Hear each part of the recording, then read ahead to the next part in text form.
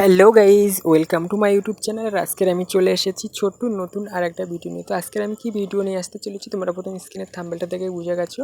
তো আজকের ভিডিওটা সম্পূর্ণ আলাদা, তোমরা পুরোপুরি না দেখলে বুঝতে পারবে না। আর আজকের আমি এই যে আমার একটা পুরাতন ছাতা আছে, তো সেটাকেই আমি কিছু মডিফাই করব, তো সেটাই তোমাদের দেখানোর জন্য চেষ্টা করছি। তো দেখো, আশা করি তোমাদের ভিডিওটা ভালো লাগবে। তো পুরোপুরি দেখো যে আমি কী করেছি না করেছি, পুরো ডিটেলসটা আমি এই ভিডিওর মধ্যে সব কিছু দিয়ে দিয়েছি।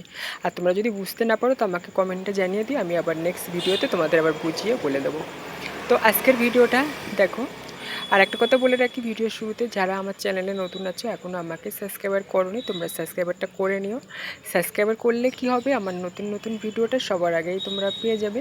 আর যারা ফেসবুক থেকে দেখছো তোমরা আমার পেজটা ফলো করে নিও, আর যেদিকে আমাকে সাপোর্ট করছো আমি সাপোর্ট করতে থেকো, আমার পাশে থেকো, কেমন?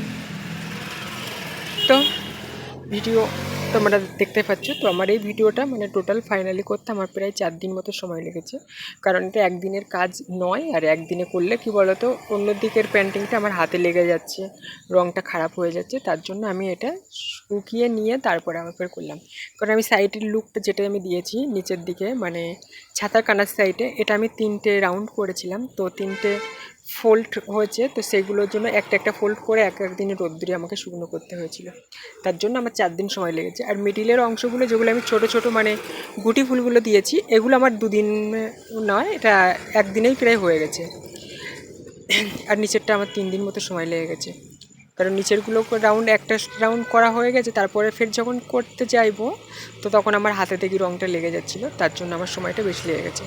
তো যাই হোক, আমি তো এটা আবার এক বেগেও কাজটা করিনি, আমি একটু একটু করে কাজ করেছিলাম, আবার ক্যামেরা বন্ধ করে রেখে আবার আমি অন্য কাজে ব্যস্ত ছিলাম।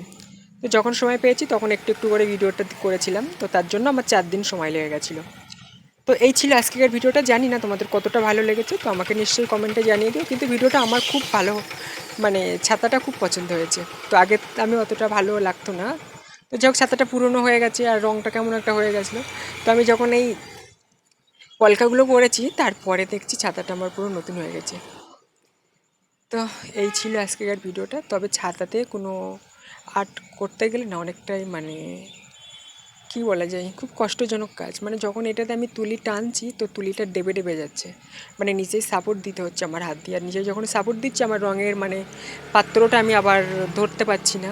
তো আমার দুটো হাত, তো সমস্যা তো এখানেই। তো রঙের পাত্রটা আমি আমার মানে এক সাইডে রাখছি, বারবার রঙ নিতে খুব সাবধানেই কাজ করতে হচ্ছিলো, মাঝে মধ্যে রঙটা আবার ছিটিয়ে পড়ে যাওয়ারও ভয় ছিল। তো রঙের বাটিটা যখন এক হাতে ধরে নেওয়া হয় আর এক হাত দিয়ে তুলি থাকে তখন কাজটা খুব তাড়াতাড়ি ইজি মনে হয়। যখন রঙের বাটিটা একটু দূরত্ব হয়ে যায় না তখন কাজটা ইজি হয় না, অনেকটাই মানে দেরি হয়ে যায়।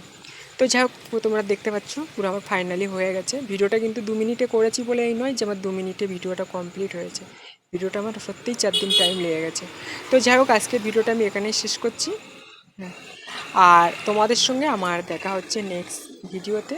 ততক্ষণ তোমরা সবাই ভালো থাকো, সুস্থ থাকো, শুভকামনাই করি। দেখা হচ্ছে পরের ভিডিওতে, ভালো থেকো।